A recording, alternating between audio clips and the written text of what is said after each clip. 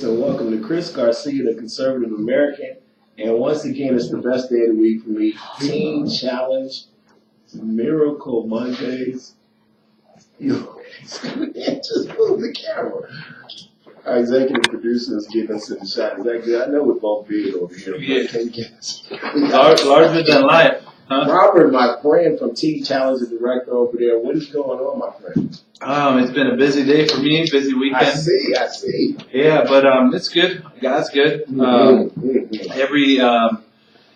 still, like I was saying earlier today, still kind of drifting on Easter and just the impact that Easter had on me and just the celebration. It kind of to me, it's kind of crazy because not many people who not many people walk out the walk.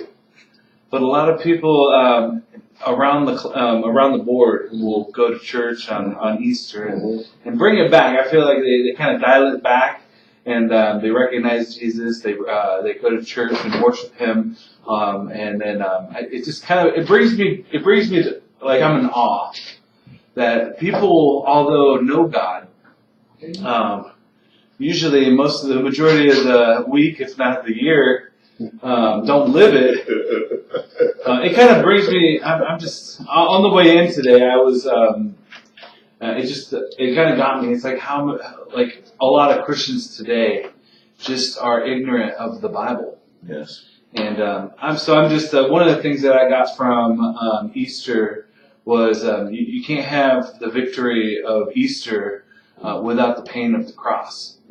And so in our lives, we'll have painful times to where, we'll go through trials, we'll go through tribulations, we'll go through hard stuff, but at the end there is victory, and ultimately, if you believe in Jesus, there's victory even after death. So, and so that's what we stand on. That's our hope. That's what we kind of live off of throughout the year. And Easter's just a time to where, just like Christmas, where we can sit back and reflect on that. Tell people about Easter. Tell them about the meaning of Easter. A lot of people don't even know, Rob. So yeah, Easter. I mean, I honestly, people say it's a pagan holiday. I actually will. I'll kind of disagree with them because I think that we personally, if not us, you can blame it on the devil. The redheaded, whatever, the red guy with the horns, which he's not like red. Anyways, I think that Easter has been blinded.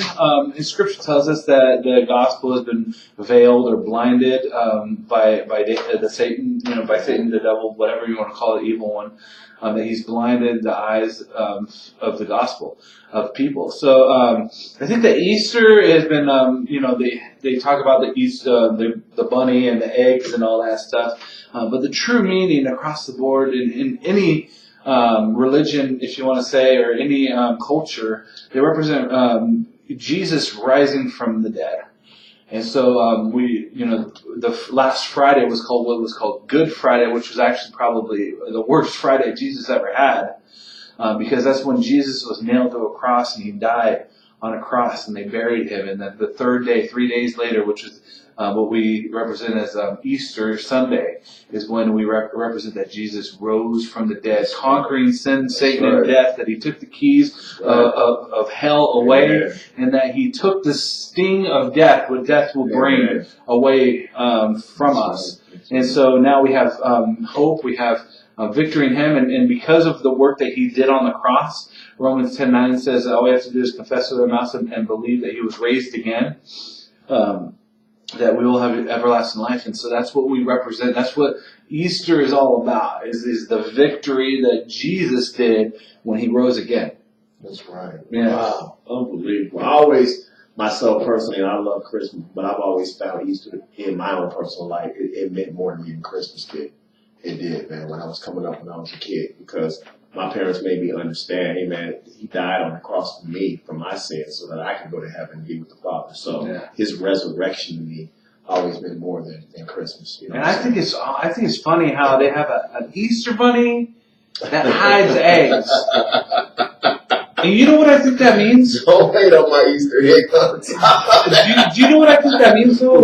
I think what the egg represents is the gift that God has of eternal life. We know John 3:16 that for God so loved the world that He gave His only begotten Son, that whoever believes in Him will have everlasting life.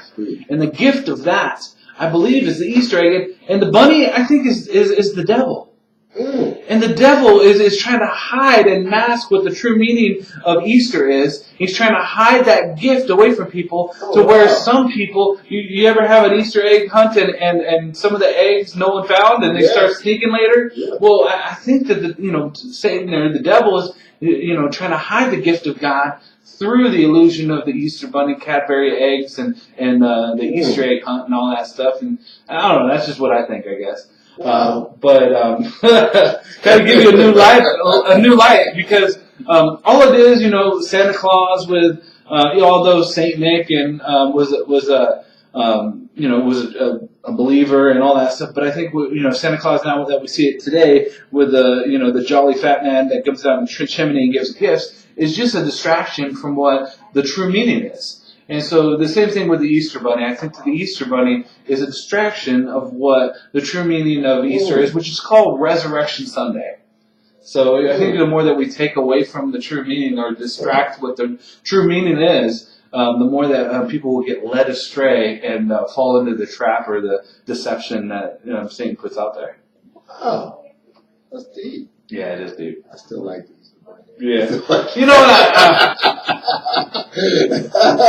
My favorite thing is you like Reese's peanut butter cups? Come on. Okay, so if you like Reese's peanut butter cups, they have the Reese's eggs, which is like it's a Reese's peanut butter cup, but better.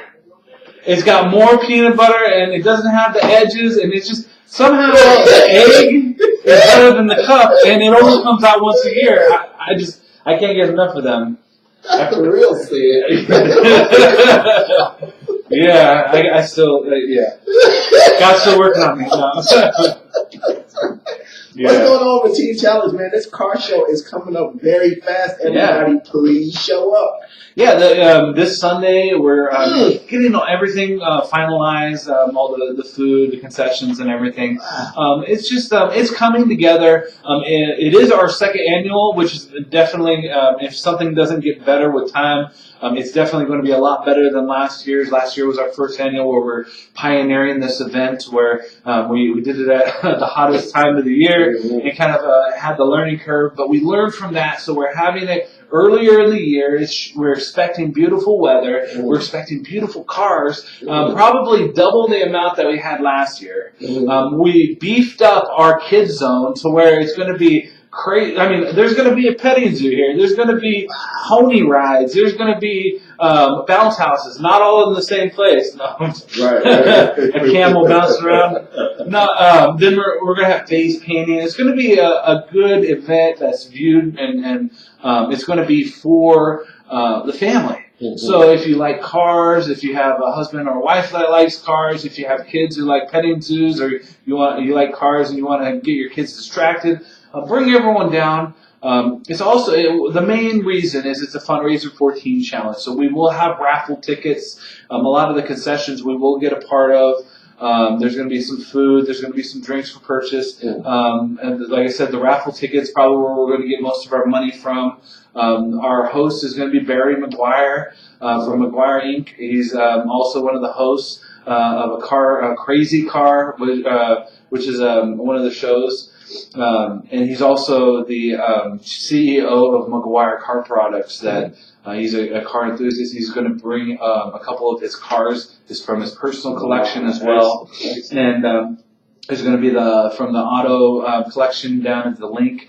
They're bringing a couple cars. There's car clubs around Las Vegas have united to bring their cars. I think the other day I took a call from a gentleman who's bringing 11 cars. They registered 11 cars. So there's going to be a bunch of cars all packed up on the street. We're blocking off South 9th Street right in front of our center, which is 720 South 9th Street, downtown Las Vegas, 89101. We're blocking off from Gas all the way down to Clark, which is 2 blocks. And don't tell anybody, if we need to make more room, we'll block off another street. But there's going to be a lot of cars. It's going to be awesome. And if you like car shows, this would be the car show to be at. It helps a good cause, Teen Challenge. Our Teen Challenge is going to have an open house to where you can come and tour what we do, our discipleship program. If you have friends who need help, it would be a good opportunity to meet some of the guys in the program, to see what we do.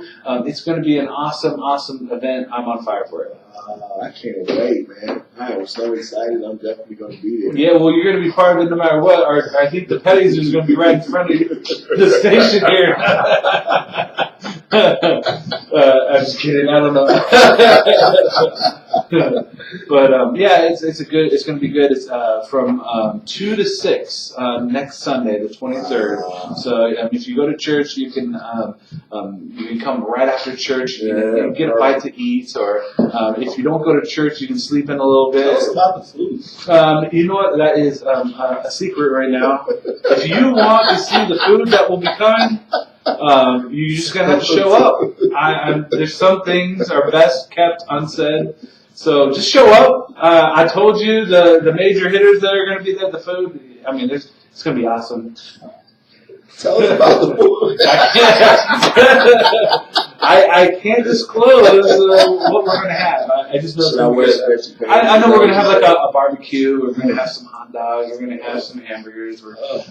So it's just some concessions. I think we're also gonna have my stretchy pants already. I need a recipe for that potato salad we got from you the other day. So good. So good. Oh my Lord. Yeah. Yeah, we're blessed. We got I have a good kitchen crew at the center, and one of the things we do well at Teen Challenge is eat well. Yes, you do. Mondays is the days that I actually cook, where I have chicken fajitas tonight, so you guys are more than welcome to come over tonight. Chicken fajitas. I make my own, my signature Spanish rice. What time? It's 5 o'clock. Yeah. All right, we'll be there. Yeah. And I make plenty, so. That is good. I'm telling you. Yeah, Mondays are the days that us staff. So Mondays in the program, if you don't know Teen Challenge, we have a schedule, an everyday schedule. Mondays are just designed for what we call personal studies. It's like a class day. So we take the whole day for them to be in class, personal studies. We have group studies, kind of like NAAA meetings. And then they kind of, we have chores and such like that. But because the students are all focused on their studies and everything, the staff are the ones who kind of pick up the slack as far as cooking for the guys. And Monday nights are the nights that I kind of pride myself on giving back and cooking for the guys. Like last week we had a carne asada platter.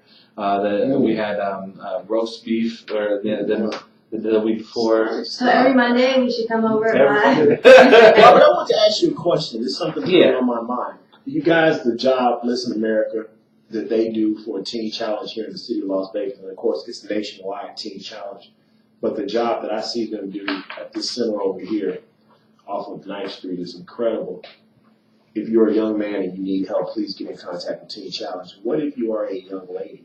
Yeah, young lady, we are part of a network. So since it's a bigger picture, if you're local and you don't really want to leave local, we have a program we refer people to, which is similar to Teen Challenge, called the Walter Hogan Home. We also have a Teen Challenge in Northern California, which is in San Jose, that we refer you to, or there's one in Bakersfield, if you're willing to travel for your recovery. But the one thing I do want to say that's on the horizon is, I'm speaking it into existence, we are getting a larger facility for the men, and then we're going to turn, the idea is that we would turn the center that we have right now into our women's center, an 18-bed center.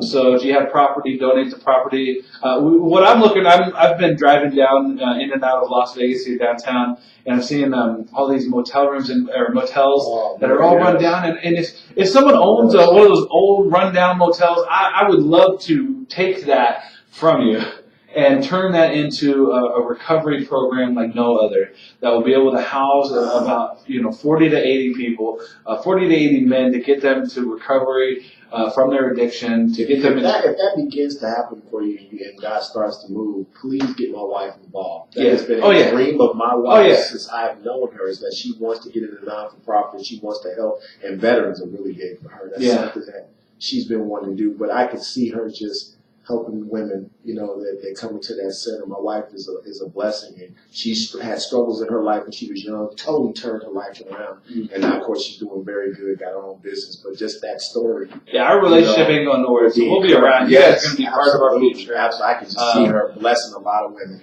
that come through that center, man. I can see that. I think it's going to happen. Oh, I know it's going to happen. I know it's going to happen. It's just when and who God puts in our path, because there's a lot of money in Las Vegas. There's a lot of, and if you want to be a part of doing something really, really good here in Las Vegas, we'll partner up with Teen Challenge. Whether that means financially, whether that means with your prayers, pray for Teen Challenge, whether it means donating property, donating vehicles, whatever it is. We would love for you to partner with us in the work that God's doing here in Las Vegas to transform men and women here in Las Vegas. And I'm telling you, we're not going to stop there. We're going to have, I can foresee 3, 4, 5 centers here in Las Vegas and Pahrump, and we're going to take Southern Nevada back.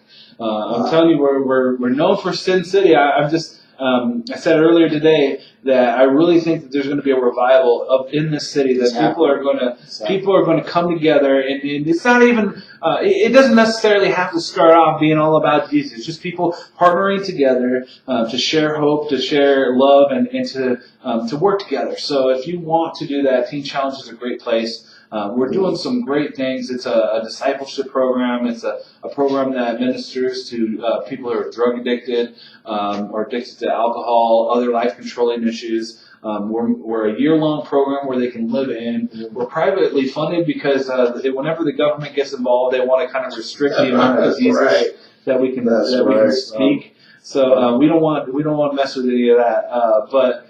So that's why we're privately funded. We have these events like the car show coming up that helps fuel what we do. And then money, it's not all about the money, but money helps us do what we do a little bit better. Oh, yeah. Absolutely.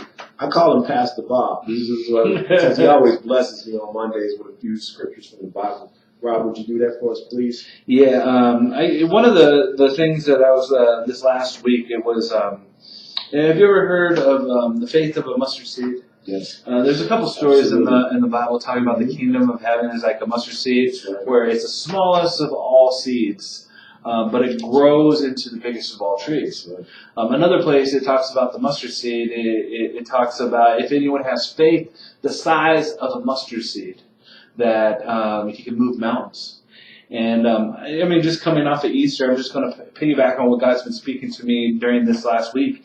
And it was it's Romans 10:9. It says, if you confess with your mouth that Jesus is Lord, and if you believe in your heart that He rose again, you will be saved. And I think that the mountains that were in front of us before Easter were sin, was Satan, it was death. It was it says that for those. Was it Romans 3:23? It says, "For all have sinned and fallen short of the glory of God." So all of us have sinned. We're all in the same boat. We're all started out with a birth defect, and that birth is our heart, that sinful nature in our heart. That we're all born into sin, and our relationship with God has been separated. And because of sin, because God's a holy God, and it says you can't have sin in the presence of a holy God. And so that separates us from God. And so that's the reason why God sent Jesus, like what we celebrate on Christmas, that He sent His Son into the world. And then at Easter, He rose again.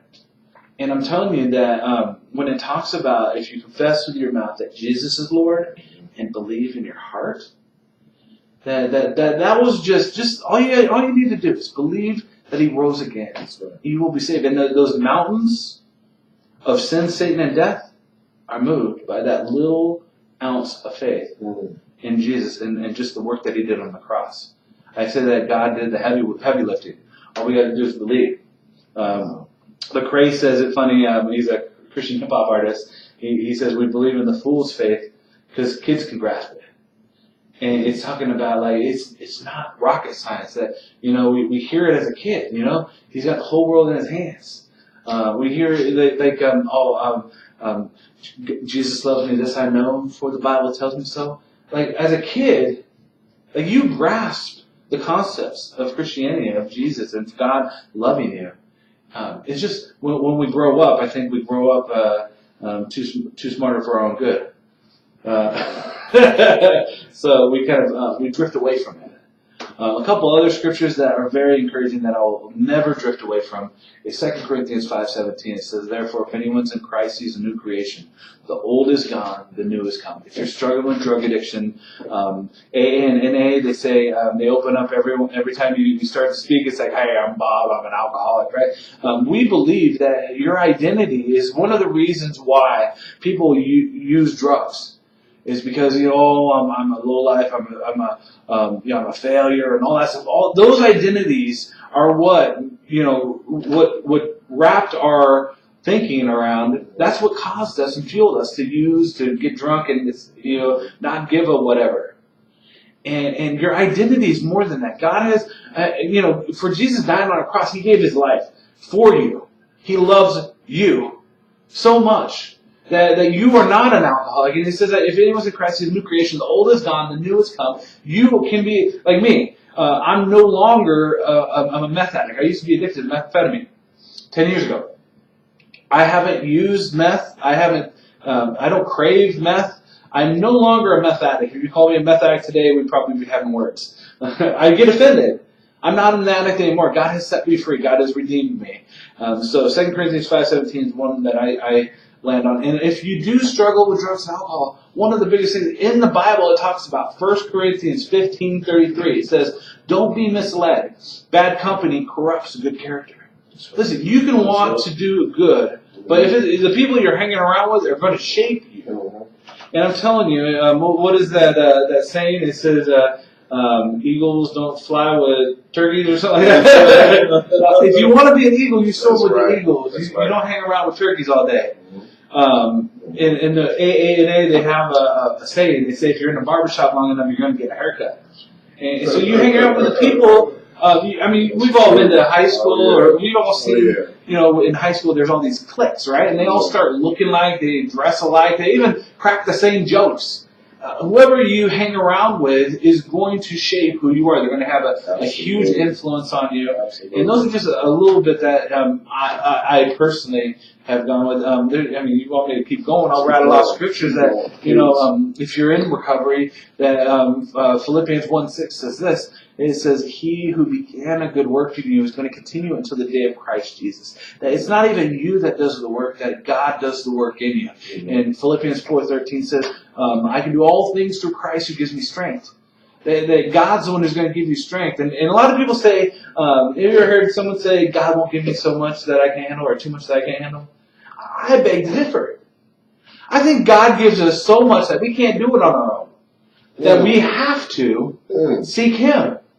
That if we could do it on our own, then we would live our lives, without a need of Jesus, without a need of God, and we would continue living our lives without Him. I think that He gives us too much for us to do by ourselves, that we need Him and His strength and His help. More scriptures. Proverbs 3:5-6. Preach. Says, "Trust in the Lord with all your heart and lean not on your own understanding. Acknowledge Him in all that you do, and He will make your path straight." Have you been on a crooked path? Have you fell off the path? Do you just want to have your path straight? And just knowing where you're going to put your foot next? Well, trust in the Lord with all your heart. And everything you do, acknowledge Him. Everything we do at Teen Challenge, we acknowledge God is the one who's doing it. All we do is we provide an atmosphere for God to work, and He does the work. It's not us. It's nothing. There's no magical formula. There's no chanting spell. That God works. We just provide the atmosphere for Him to do His work. And that's it. So you just do. There's another proverb. I can keep going on and on and on. Robert, this was always in you, man. It is. It's never been always in me. I think that when God had changed my life around, when I was in the jail cell on my knees, and I said, "God, here's my life. I've made a mess of it. It's horrible. It's a mess. but if you can do anything with it, it's yours. You can have it. And when I did that, I believe that He put a fire in me to preach, to teach, to speak His word. Right then and there, when I started reading the Bible, it was like whatever I was reading was jumping right off the pages. And it was like everything I looked at. You remember the Andy Griffith Show was in black and white, right? Well, it was like everything before that day. Life in general was black and white. And the moment that I said, God, take my life, I give it to you, it's yours. It was like I started seeing it in color. I started seeing what the true meaning of life was. This is what I've always wanted. And everything I was looking for in the next sack, everything I ever looked for in a high, everything I ever looked for when I was stealing people, getting money, getting fame, it was complete in Jesus. That's what I was looking for. It was like when you were a kid, there's like this little thing, you put the square peg through the square hole or the round peg through the round hole, but you can't put the round peg through a square hole, right? And it's like our heart it has a hole in it, and all the exact match is God. But we always try and fit a square peg with drugs or alcohol or with sex or money or greed or status, and it doesn't quite fit exactly what it was designed for, because that hole was only meant to be filled by God. That's right. Well, I'm telling you, you get me on fire, I'll start preaching. That's what I'm talking about. But Robert, we got about 2 minutes left. Tell people once again how they can get in contact with Teen Challenge. Yeah, give us a call. Our phone number is 702-314-1300. You can stop by here at the center at 720 South 9th Street, Las Vegas, Nevada 89101 during normal business hours. You can email us at lasvegas.teenchallenge. Las Vegas at teenchallenge.net.